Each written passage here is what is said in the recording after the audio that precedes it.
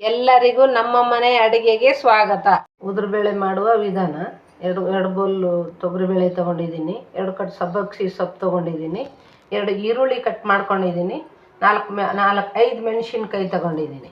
ಬೇಳೆ ಬೇಗ ಕುದಿಬೇಕಂದ್ರೆ 5 ನಿಮಿಷ ನೆನೆಸಿ ತೊಳೆದು ಇಟ್ಕೋಬೇಕು, ಹಾಗಾದರೆ ಬೇಗ ಕುದೀತತೆ. ನೀರನ್ನು ಕುದಿಸಿದ್ದೆ ಕ್ಲೀನಾಗಿ, ಕೆಳಗೆ ಮೇಲೆ ನೀರು ಕುದಿಬೇಕು. ಆವಾಗ ಬೇಳೆನ ಈ ಥರ ಹಾಕ್ಕೊಂಡಿದ್ದೆ. ಹಾಕ್ಕೊಂಡಿರೋ ಬೇಳೆ ಈ ಥರ ಕುದಿಬೇಕು. ಇದು ಅರ್ಧಬರ್ಧ ಕುದ್ದಾದ ಮೇಲೆ ಸಬ್ಬಕ್ಕಿ ಸೊಪ್ಪನ್ನು ಹಾಕಬೇಕು. ಆಗಿದೆ, ಈಗ ಸೊಪ್ಪು ಹಾಕ್ತಾಯಿದ್ದೀವಿ. ಇಷ್ಟಾಗಬೇಕು, ಇಷ್ಟಾದರೆ ಸಾಕು, ಕರೆಕ್ಟಾಗಿದೆ. ಇದಕ್ಕೆ ಸೊಪ್ಪು ಹಾಕ್ತಾಯಿದ್ದೀವಿ. ಈ ಸೊಪ್ಪು ಒಂದು 2-3 ನಿಮಿಷನೇ ಕುದ್ರೆ ಸಾಕು, ಜಾಸ್ತಿ ಕುದಿಸ್ಬಾರ್ದು. ಸೊಪ್ಪನ್ನು ತಿರುಸ್ತಾ ಇದ್ದೀನಿ. ಇದಾಗಿದೆ. ಉಪ್ಪು ಹಾಕಿದ್ದೆ ನಾನು ಮುಂಚೆನೇ. ಈ ಥರ ಕುದಿಬೇಕು. ಈ ಥರ ಕುದ್ರೆ ಈ ಥರ ಸ್ವಲ್ಪ ಬಿರುಸಾಗಿರಬೇಕು. ಉದುರುಬೇಳೆ ಎಲ್ಲ ಮಾಡ್ತಿರೋದು, ಹಂಗಾಗಿ ಸ್ವಲ್ಪ ಬಿರುಸಾಗಿ. 2 ಸ್ಪೂನ್ ಎಣ್ಣೆ, ಬಾಣಲೆ ಕಾದಿದೆ.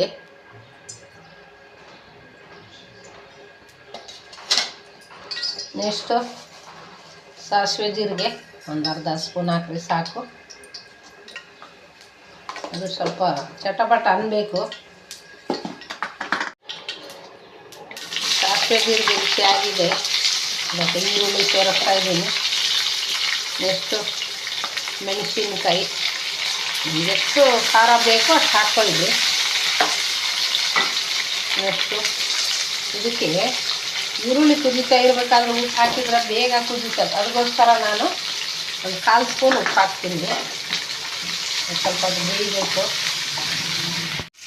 ನೆಕ್ಸ್ಟ್ ಇದಾಗಿದೆ, ಈ ಥರ ಆಗಬೇಕು, ಕಂದು ಬಣ್ಣ ಬರಬೇಕು. ಈ ಥರ ಅದಾದಮೇಲೆ ಒಂದು 1/4 ಸ್ಪೂನ್ ಅರಿಶಿಣ,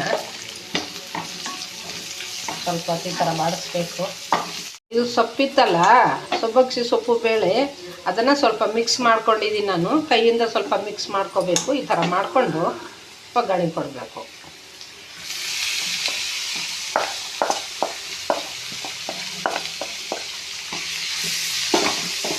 ಈ ಥರ ಮಿಕ್ಸ್ ಮಾಡ್ಕೋಬೇಕು.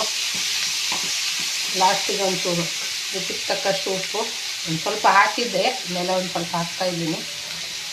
ನೀವು ನೋಡ್ಕೊಂಡು ಹಾಕ್ಕೊಳ್ರಿ.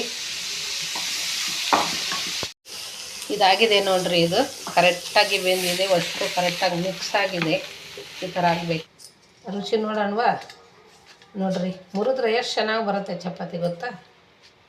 ಬೇಳೆ ಚೆನ್ನಾಗಿದೆ ಕಣ್ರಿ, ತುಂಬ ಚೆನ್ನಾಗೈತೆ. ಮತ್ತು ಸೊಪ್ಪು ಒಂದು ಸ್ವಲ್ಪ ನೋಡ್ತೀನಿ. ಇದು ಹೆಲ್ದಿ ಫುಡ್ ಇರೋದು, ಇದು ಹೆಲ್ದಿ ಆಗಿರುತ್ತೆ. ಈ ಥರ ಮಾಡ್ಕೊಂಡು ತಿಂದರೆ ಚೆನ್ನಾಗಿದೆ ಕಣ್ರಿ, ಸೂಪರ್ ಚೆನ್ನಾಗಿದೆ, ಸೂಪರಾಗಿದೆ. ಮಾಡ್ಕೊಂಡು ತಿನ್ನಿರಿ. ಓಕೆ.